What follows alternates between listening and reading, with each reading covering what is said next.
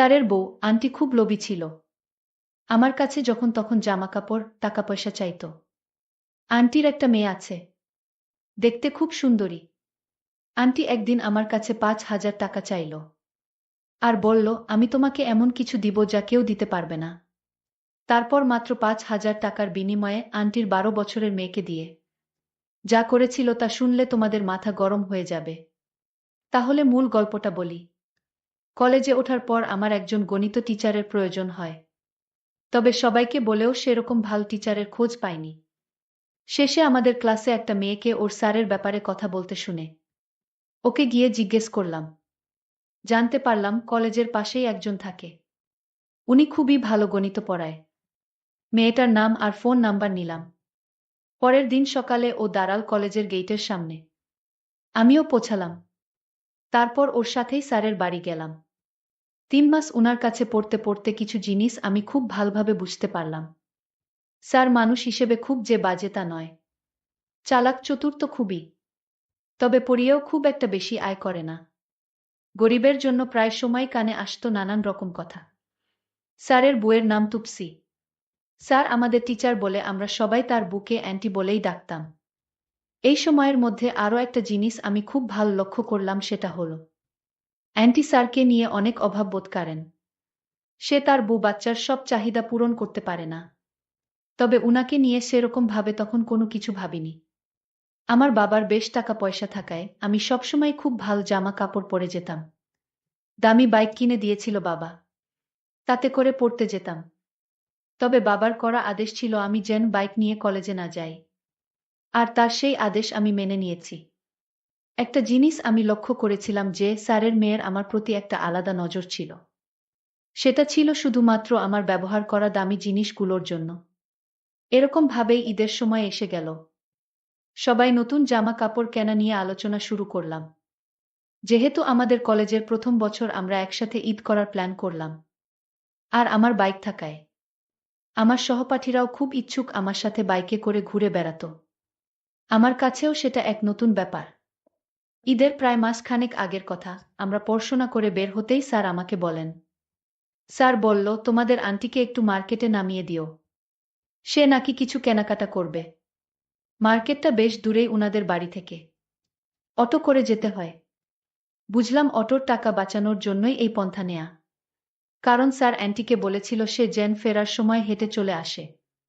আমি উনাকে বসিয়ে নিয়ে গেলাম।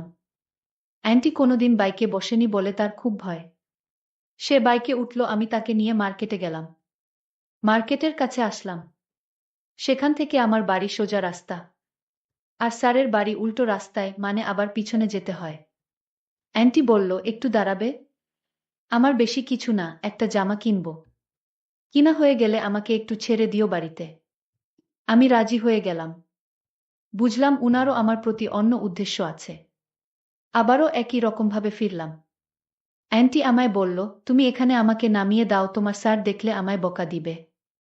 বলবে পায়ে হেঁটে আসতে বলেছিলাম। আর তুমি অন্যকে কষ্ট দিয়ে বাইক দিয়ে আসলে। তার খরচ বাড়ালে। আমি আন্টিকে এখানেই বাইক থেকে নামিয়ে দিলাম। পরের দিন আমি একটু আগেই চলে যাই পড়তে। বাইরে দাঁড়িয়ে শুনতে পাই অ্যান্টির কান্নার আওয়াজ। স্যারের কাছে টাকা নেই, তার বউ ছেলেকে কিছু কিনে দিতে পারছে না। আমার মাথায় একটা প্ল্যান এল।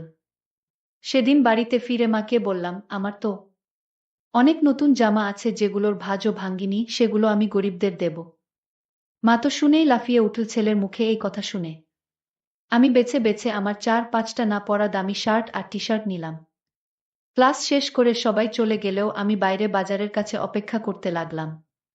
কারণ অ্যান্টি রোজ বাজার করতে আসতো। অ্যান্টি আসতেই আমি ব্যাগ থেকে বার করে জামাগুলো দিতে গেলাম। অ্যান্টি কিছুতেই নেবে না। অ্যান্টি বলল, আমি এসব কিছুতেই নিতে পারবো না। দেখো, তোমার স্যার জানতে পারলে খুব রাগারাগি করবে। এই শাড়ি জামাকাপড় আমি নিতে পারবো না। আমি অনেক অনুরোধ করার পরে উনি রাজি হল। অ্যান্টিক এখন দিও না, তুমি বরং দুপুর ৩টের সময় এসো। আমি বাড়ি ফিরে মাকে বলে তার একটা পুরনো দামি শাড়িও নিলাম। শাড়িগুলো মা একদিনও পরেনি। সেগুলো গিফট পেয়েছিল, তবে মা অত চকচকে শাড়ি পছন্দ করে না। আমি দুপুরে গেলাম। স্যার বাইরে গেছে কোনো কাজে, সন্ধে বেলা ফিরবে। মেয়ে স্কুলে।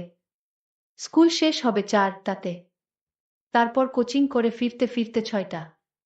আমি শাড়ি আর জামা গিফট দিতেই অ্যান্টির চোখে আমি হাসি দেখলাম। সেটা খুশির হাসি যে নয় তা বোঝার আমার যথেষ্ট ক্ষমতা ছিল।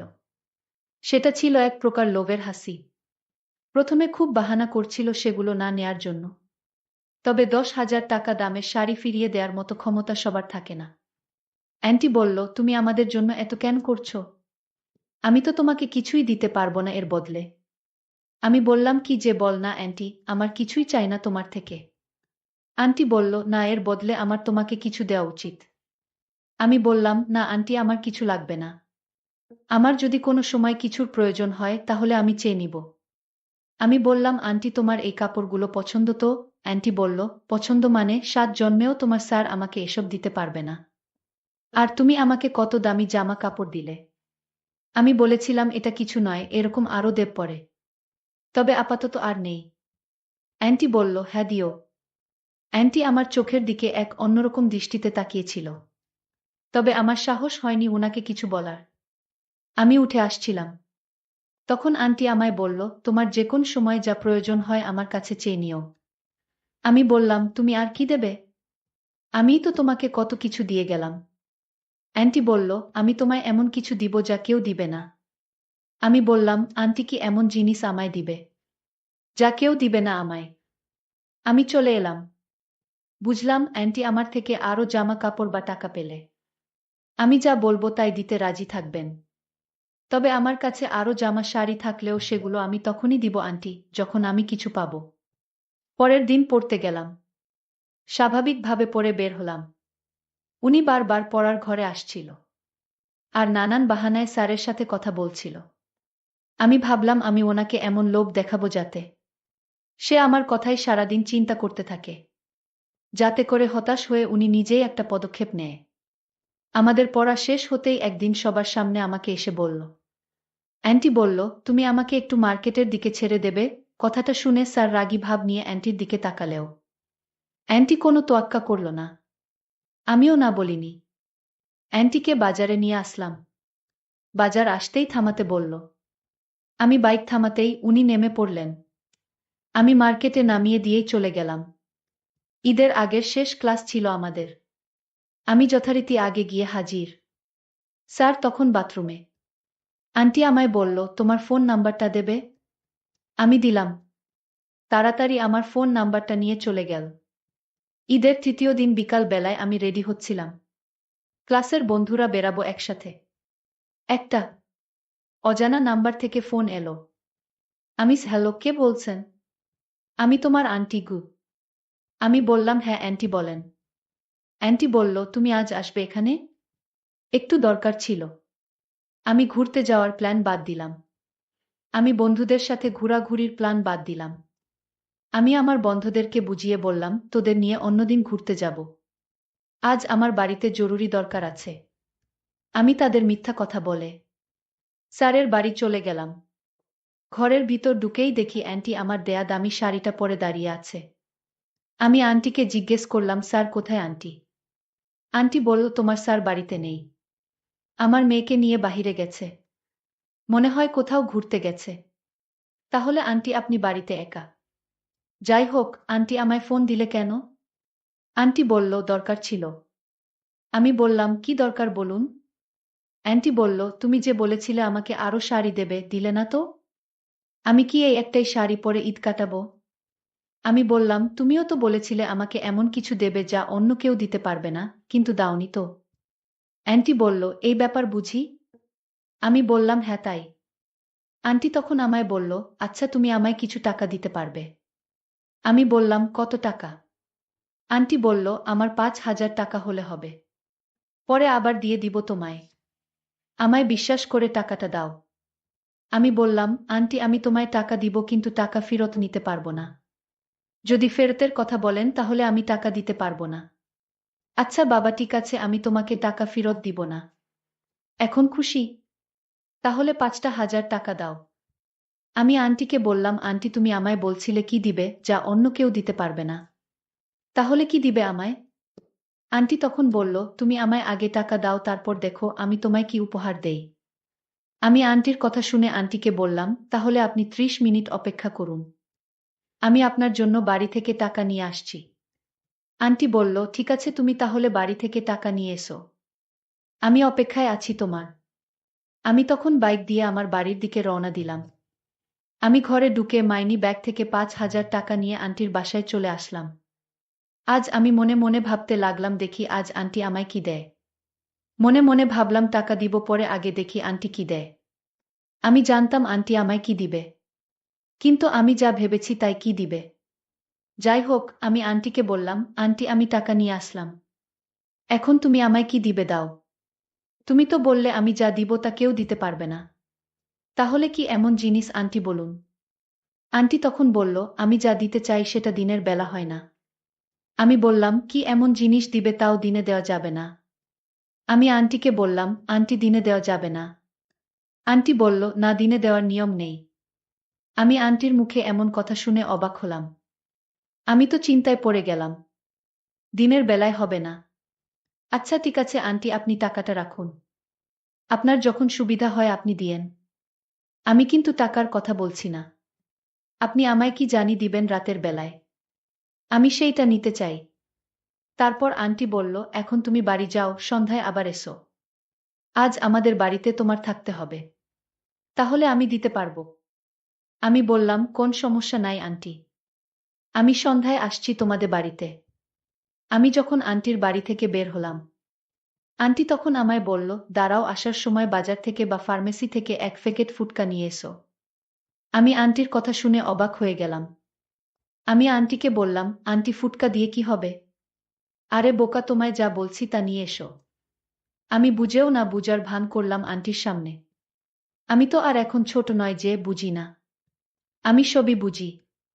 যাই হোক, আমার মনের ভিতর কেমন জানি ভয় ভয় করছে। আমি সন্ধ্যার আগে গোসল করে খেয়ে নিলাম। তারপর শরীরের পারফিউম দিলাম। তারপর ফুটকাটা নিয়ে আন্টির বাসায় চলে গেলাম। আমি আন্টির বাসায় ঢুকতেই আন্টি বলল, তুমি তো দেখি জামাই সেজে গেছ। বাহ, আজ তোমাকে অনেক সুন্দর লাগছে। আমি আন্টিকে বললাম, কি যে বলেন। আন্টি বলল, এত লজ্জা কিসের, তুমি তো আমার ছেলের মতো। আমি আন্টির কথা শুনে ভাবলাম, কি বলে আন্টি এসব। তাহলে আমি যা ভেবেছি তা কি মিথ্যা হতে চলেছে নাকি। আমি তো কিছুই বুঝতে পারি না। দেখি কি হয়, আল্লাহ ভরসা। আন্টির একটা মেয়ে আছে, খুব সুন্দরী। এইবার ইন্টার সেকেন্ড ইয়ারে পড়ে।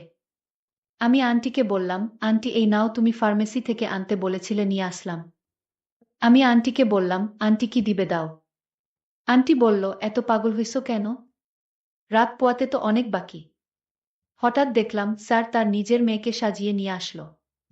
আন্টি বলল, আমার মেয়েকে তোমার সাথে বিয়ে দিতে চাই। আমি জানি তুমি মনে মনে তাকে ভালোবাসতে। আর তাই আমি তোমার মতো ভালো ছেলে হাতছাড়া করতে চাই না।